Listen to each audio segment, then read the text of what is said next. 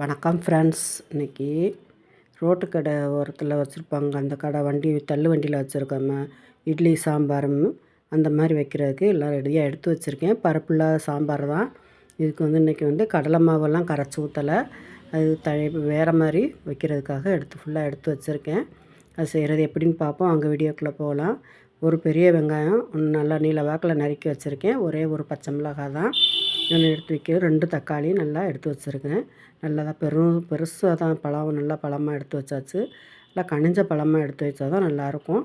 எடுத்து வச்சுட்டு இப்போ ஒரு பாத்திரத்தில் எண்ணெயை ஊற்றி வச்சுருக்கேன். எண்ணெய் ஊற்றி கடுகு உளுந்தம் பருப்பு போட்டு அதை கருவேப்பிலை போட்டு தாளிச்சாச்சு. தாளிச்சிட்டு பெரிய வெங்காயம் போட்டு அதோட கொஞ்சமாக உப்பு போட்டு நல்லா வதக்கிடலாம். வெங்காயம் நல்லா வதங்கினோட்டு தக்காளியும் போட்டு நல்லா வதக்கிடலாம். வதக்கிட்டு கொஞ்சமாக சாம்பார் பொடி போடலாம், ரொம்ப போட வேண்டாம். கொஞ்சமாக சும்மா ஒரு லைட்டாக போட்டால் போதும். ஏன்னா ஒரு பச்சை மிளகாய் போட்டிருக்கோம். இப்படி எல்லாம் போட்டு நல்லா மூடி போட்டு வேக வச்சிடலாம். தண்ணி ஊற்றி நல்லா வெந்ததுக்கப்புறமா எடுத்து இப்போ நல்லா நம்ம பருப்பு கடையிற மத்து வச்சு கடைய போகிறோம். நல்லா கடைஞ்சிட்டோம்னா எதுவுமே தக்காளியாக வெங்காயமாக எடுத்து வேஸ்ட்டாக கீழே போடாமல் அப்படியே நல்லா ஃபுல்லாகவே கடைஞ்சி நல்லா எடுத்துடலாம். வலுவலுன்னு கடைஞ்சதுக்கப்புறம் திரும்ப அடுப்பில் வச்சுட்டு நம்ம இட்லி மாவே கொஞ்சமாக எடுத்து கரைச்சி ஊற்ற போகிறோம். கடலை மாவுக்கு பதிலாக இட்லி மாவு வச்சு கரைச்சி ஊற்ற போகிறோம். இன்றைக்கி நல்லா கட்டி இல்லாமல் கரைச்சி வச்சுக்கிடலாம். வச்சுட்டு கொதிக்கிற சாம்பார்லையும் இந்த மாவையும் தூக்கி ஊற்றிட்டோம்னா நல்லா கொதித்து வரவும் நல்லா தண்ணியாக தான் இருக்கணும். கட்டியாக இருந்ததுன்னா நல்லா இருக்காது. இந்த மாதிரி நல்லா தண்ணியாக கரைச்சி ஊற்றவும் அப்படியே கரண்டி வச்சு நல்லா கிளறி விட்டுறலாம். ஏன்னா கட்டி அடிச்சிடும். அதை கட்டி அடிச்சிடும் திரும்ப வெந்ததுக்கு அது ஒன்றும் செய்ய முடியாது. இப்படி ஊற்றின உடனே நல்லா கலக்கி விட்டுட்டோம்னா நல்லா கரைஞ்சி ஒன்று போல் வந்துடும். இந்த மாதிரி வச்சிட்டோம்னா வச்சு தேங்காய் சட்னி வச்சு தாளிச்சாச்சுன்னா நல்லா சூப்பராக இருக்கும்.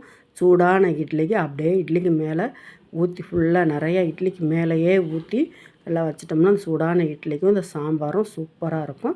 பருப்பு இல்லாத சாம்பார், கடலை மாவுக்கு பதில் இன்றைக்கி இட்லி மாவு தான் கரைச்சி ஊற்றிருக்கேன். இது மாதிரி ரோட்டுக்கடை ஓரத்தில் இப்படி தான் தள்ளு வண்டியில் இந்த மாதிரி சாம்பார் தான் வைப்பாங்க. நல்லாவும் இருக்கும் சாம்பார். அந்த டேஸ்ட்லேயே தான் இன்றைக்கி வைக்கிறதுக்காக எடுத்து வச்சாச்சு. இப்போ இட்லியும் ரெடி ஆயிடுச்சு. சூடான இட்லி, பருப்பு இல்லாத சாம்பார் ரெடி ஆயிடுச்சு.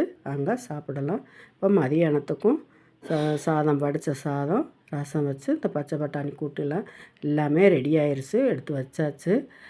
நம்ம தெரிஞ்சதை எந்த வேலையாவது செஞ்சுக்கிட்டே இருக்கணும். இப்போ இந்த தைப்பொங்கல் வர்றதுனால வேலை வீட்டில் இருந்துக்கிட்டே இருக்கும். அதனால் இந்த வேலையை அடுப்பு வேலையெல்லாம் முடிச்சிட்டோம்னா வேறு வேலையை பார்க்கலான்னு சொல்லிட்டு எடுத்து வச்சுருக்கேன். இந்த மாதிரி சூடான இட்லிக்கு மேலே இந்த சாம்பாரை இப்படி ஃபுல்லாகவே ஊற்றி கவர் பண்ணோம்னா சூப்பராக இருக்கும். சாப்பிட்றதுக்கும் இட்லி நல்லா சூடான இட்லி, பருப்பு இல்லாத சாம்பார் ரெடி ஆயிடுச்சு. இப்போ மதியத்துக்கும் எல்லாமே ரெடியாக்கி வச்சாச்சு. நான் மறிக்கொழுந்து வாங்கி காய வச்சுருந்தேன். வீட்டிலையே நம்ம கடையில் வாங்கி மஞ்சத்தூள் இதெல்லாம் போட்டு வைக்கிறதுக்கு கெமிக்கல் எல்லாம் கலந்துருக்கும். மூஞ்சிலையும் ஏதாவது முகத்தில் எல்லாமேவும் பரு வந்துடும் சொல்லிட்டு இப்போ எல்லாம் சொல்லிக்கிட்டே ஒரேவும் பியூட்டிஷனுக்கு போகிறாங்க. அந்த மாதிரி இல்லாமல் நம்ம வீட்டிலையே ரெடி பண்ணிக்கலான்ட்டு ஏற்கனவே ஒரு தடவை ரோஜா இதழ் ஃபுல்லாக அரைச்சி வச்சுருந்தேன்.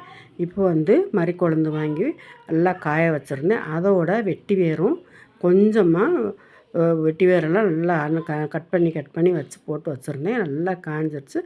அதோட 2 எலுமிச்சம்பழம் நல்லா பிழிஞ்சு எடுத்துட்டு தோலை மட்டும் நல்லா கட் பண்ணி அதில் வச்சு நல்லா காய வச்சுருந்தேன். இன்றைக்கி அதை அரைப்புன்னு சொல்லிட்டு எடுத்து நம்ம ஒரு நிறையா இருந்ததுன்னா கொண்டு போகலாம். மிஷினில் கொண்டே கொடுத்தோம்னா நல்லா வலுவலுன்னு அரைச்சி கொடுத்துருவாங்க. நான் கொஞ்சமாக தான் வீட்டுக்கு தேவையான கெமிக்கல் கலக்காமல் நம்ம வீட்டிலையேவும் ரெடி பண்ணது மாதிரி இருக்கும். திரும்ப இந்த பேஸ்பேக்கெலாம் போடுறதுக்கு வீட்டிலையே நம்ம ரெடி பண்ணி வச்சுக்கிட்டோம்னா நல்லாயிருக்கும்.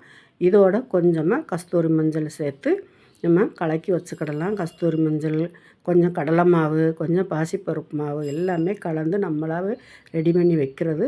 கடையில் வாங்குறத விட அது நம்மளாக ரெடி பண்ணுறோம். நமக்கும் கொஞ்சம் திருப்தியாக இருக்கும். வீட்டில் எல்லா வேலையும் பார்த்தது மாதிரி இருக்கும். அந்த மாதிரி எடுக்கிறதுக்காக எடுத்து வச்சுருந்தேன். இப்போ மிக்ஸி ஜாரில் போட்டு நம்ம அரைச்சிட்டு வந்துடலாம்.